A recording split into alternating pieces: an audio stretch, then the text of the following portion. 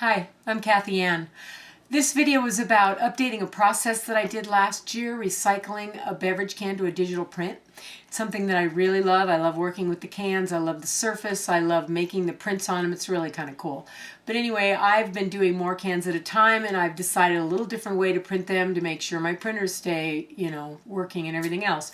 So I wanted to really quickly, before I showed you my update on the process, show you a piece that I'm working on. This piece is 25 inches by 10 feet long right now. It's made up of over 300 beverage cans that have been digitally printed. They are strung together with wax linen. There is a piece of printed copper mesh on the front of each piece as it goes down. The piece can be viewed from the back, so it can be hung in the round and viewed at 360 degrees. And if I think I did tell you how big it was in the very, very beginning when I first started talking, 10 feet by 25 inches.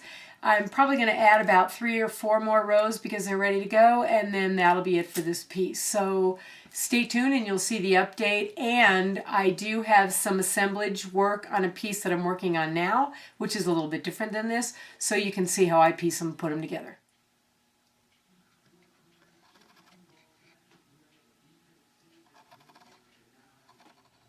Since I reused my carrier sheets, you can see that this sheet already has some printing on it. And I'm not sure, yeah, you can tell there were cans down here. I try to stay, this is going to be printed on my Epson 4800. So I try to stay a couple inches from the top so that I can overprint my cans.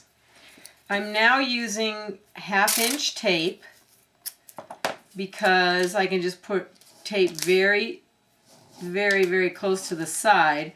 One of the reasons I'm no longer using double-faced tape, when I do a piece that is 8 cans, I'm going to do them 4 across and then two rows. The edges from the cans will sometimes lift on the printer. Now I just messed that up. Sometimes lift on the printer, and so in order for me to really take care of my printer and not having a big disaster, I started taping the sides of my cans so they wouldn't get caught in anything or cause any damage. So what I do is I use one of these pieces of tape between 2 cans, and then I try to keep them on the very edges. And then once the whole sheet is done, now see this one, the can is a little bit over there, so I'll take another little teeny piece and just make sure that all the edge of the can is taped down. And then I'll put my last can on. So I know that it's going to overprint on both sides. And I just keep taping them until they're ready. Trying to get them exactly where I want them to be. And once this row is on, I'll take them across the top and just try to catch the very, very edge of the can. And then tear that off. So now I'll put another row on here. Press the ends.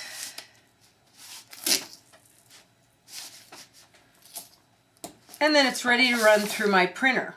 Now, what I've discovered is, instead of taking these cans off separately, what I'm doing now is I'm taking them off, and you can see this is cut right here. I'm taking them off in one sheet so that I can cut them apart. So you can see the tape on the back. I can then cut them apart instead of having to pull all the tape off, because I'm going to have to trim the edges anyway because there's no ink on that very edge. So now all I have to do is cut around the tape, because like I said, this is going to save me a step. Instead of taking them all off and taking all the tape off, if I just cut them right up to the edge of the tape, I'm going to have my can cut, and then I've actually saved myself a step. And here you can see how it's got a little ridge there. So if I can get this tape off my fingers, I'll just cut that. And that's how I am now taking these apart, because it's a lot less time for me than pulling the tape off, letting the cans dry, putting the coating on them. Then I've got all these cans spread out. So now if I do it on one sheet, I can coat it with the top coat in one sheet, cut them off, and I've saved myself some step, and I've kept my cans in a closer proximity to each other in case I want to have the print go over and repeat itself where I want it to go. Here's a piece in progress. This, obviously, you can see the can front. Here's the back of the can. I have a little bit of hardware cloth on here. This piece is actually going to finish out at about 93 by 31. It is a print from Yosemite National Park from the Mariposa Grove. And I will show you exactly how I put this piece together. So these are like little pieces, you know, just the squares that I'm then going to put together. But let me show you first how I do the squares. Okay, to get this little assemblage here, which is what is going to go into each one of the rows, first I'm going to take two cans, same print, more or less. I'm going to cut them in half and cut them in quarters. So I'm going to end up with this half and then quarters thing. So I have two layers. Then I'm going to use a little hole punch, and I'm going to punch holes so that they are kind of around each other. I try to do two pieces at a time. I'm going to punch the holes. Oops.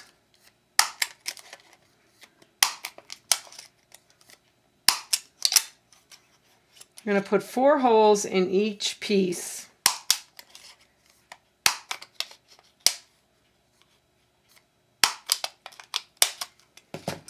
Then I'll do the same thing for the bottom.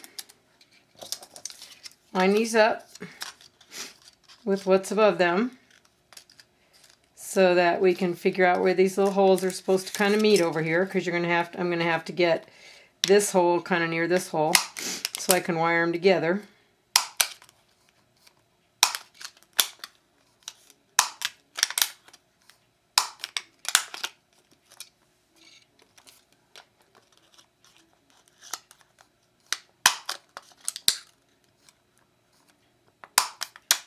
Okay, now once I'm done with that, I'll put these little squares aside, and I'll take up this piece of wire that I've made. Now this piece of wire is crocheted, and I think this is a 28 gauge annealed steel, or whatever they call it. Stainless steel wire. Then I'm going to wire the pieces on together. So once I get the can totally together, except for the two top and the two bottoms, I'll take a piece of hardware cloth that is 1/4 inch hardware cloth. It's been finished off in black, and the last 4 holes will get put together with the hardware cloth so that as I finish the piece, there's a little more stability to it when it needs to hang together. Then from here, what happens is you have these connector pieces that are going to hold the blocks together. So these connector pieces look like this, and they also need holes in both ends. And then the connector pieces are wired to separate the larger square pieces.